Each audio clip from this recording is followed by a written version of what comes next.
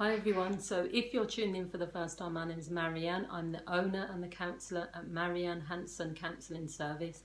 I work with individuals and couples. I specialise in the areas of relationships, low self-esteem, stress and anxiety.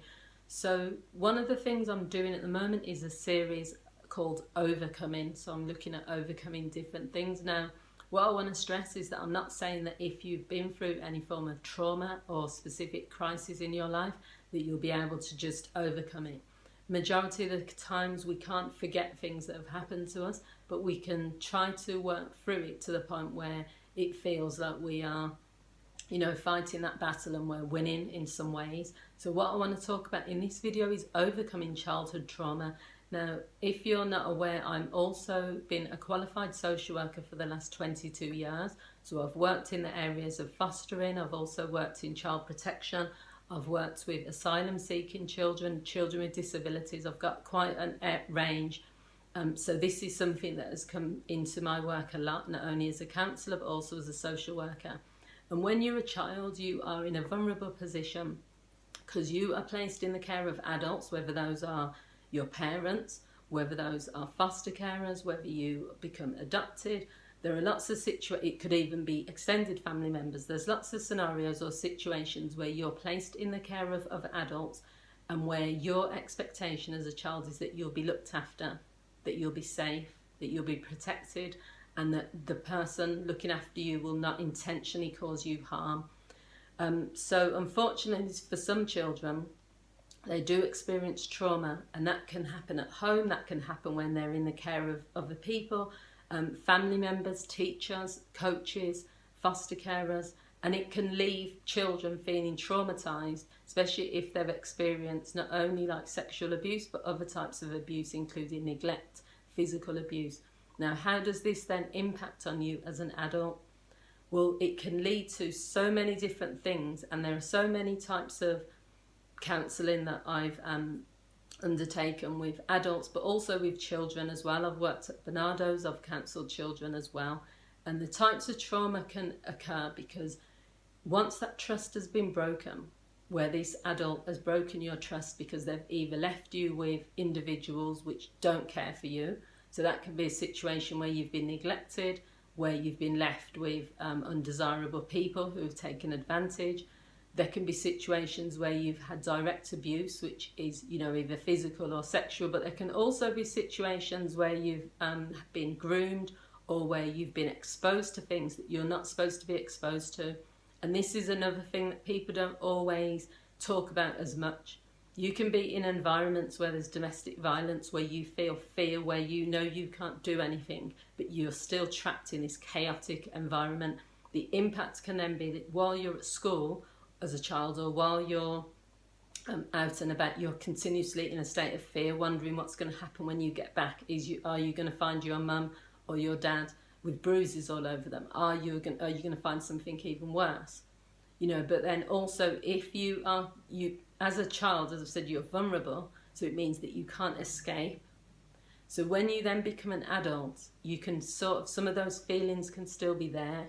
Those feelings of not being able to trust other people that you're in relationships with, feeling that you're at fault, you did something wrong, so something's bad's going to happen to you. Feeling like what's the point in me working on myself as an adult? Because when I was a child, that didn't work. I was called names. I was left to be mistreated. So why should I care about myself now? So it can lead to low self-esteem. It can lead to depression. It can lead to suicidal thoughts. So if you're an adult and you've been through this sort of trauma, then it can be really difficult to not only to move forward as an adult and to say that I'm a different person now, or what happened to me I wasn't to blame for. That might sound easy to do, but it really isn't for a lot of people. I've worked with people in their 50s who've had experiences when they were 5 years old, so you're talking 45 years, and they're still carrying the emotion, they're still carrying some of the feelings, they still have low self-worth based on what their mother had said to them when they were 5 years old. So words can carry power, but also actions if you've been mistreated. So the thing to do is to recognise that it's okay for you to still have feelings and emotions about something that's happened to you. It doesn't matter when it happened. It's the fact that it's still traumatic for you as an adult.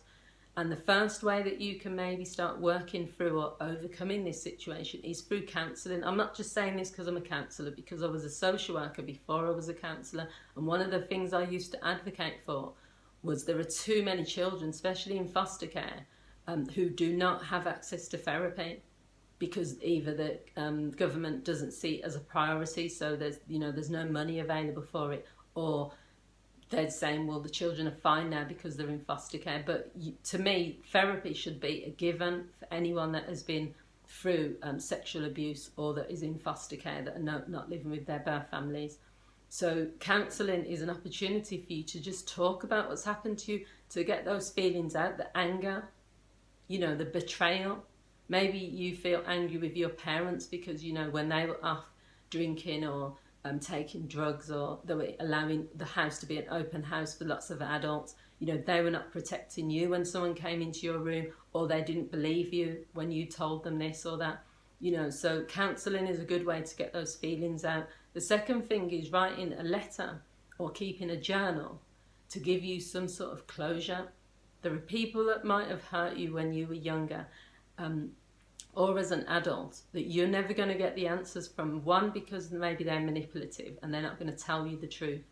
Maybe they're in prison. Maybe you no longer have any contact with them. So writing a letter to the person that you're not going to give, but just for your own peace of mind, to get those feelings down, can be really cathartic, same as keeping a journal. And the letter is literally going to be addressed to the person who hurt you, mistreated you, abused you, just so that you can have a voice. And you can also do this in counselling. You can read the letter out in counselling. You can help with your counsellor. You can work on what you would say. You can also do it as some sort of, not role play, but as a way of, expressing those feelings to the person as though they were sat in front of you, but you're going to do it in a very, the counsellor is going to help you to do that in a way that is very protective of you, so that you don't, it doesn't re-traumatise you. The third thing is to empower yourself. It wasn't your fault.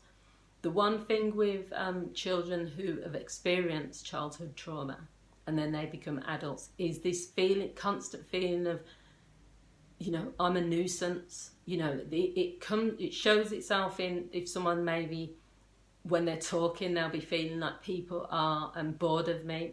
Something's wrong with me. I don't fit in with this group of people. I've never fitted in, and that's why this thing happened to me when I was a child, or too pretty. There's people who, if they've been sexually abused, they feel that they're too pretty, or I was targeted because I'm too sexual. So as an adult, maybe they'll choose to dress a certain way, or to not flirt, or to not act in a certain way, whereas they're attributing the things that are good about themselves with the negative thing that's happened, so they will completely change who they are. That's the reason why counselling is really important, but also empowering yourself.